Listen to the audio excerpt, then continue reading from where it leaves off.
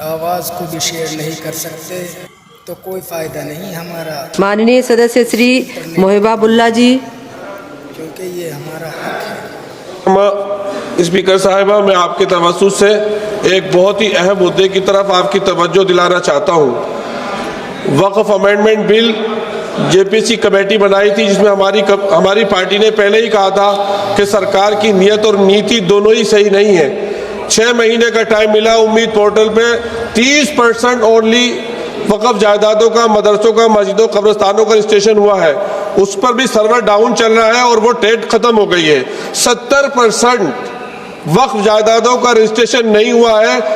ऐसा लगता है कि आर्टिकल 25 और 26 को खत्म कर दिया गया है और मुसलमानों की जिंदगी हमारे प्यारे वतन में ही तंग कर दी गई है, जिसकी वजह से माननीय स्पीकर साहिबा, वो लोग जिनके पुरखों ने आज़ादी की लड़ाई लड़ी थी, मौलाना शदमती, वो कह रहे हैं कि जुल्म और नाइंसाफी के खिलाफ लड़ना शायद हमें दोबारा लड़ना पड़ेगा और जिहाद करना पड़ेगा। आखिर कब तक मुसलमानों को इस तरह से दबाया जाता रहेगा मुल्क में? मैडम, एक जुल्म की एक बर्दाश्त होती है और जब बर्दाश्त खत्म हो जाती है तो जुल्म। धन्यवाद।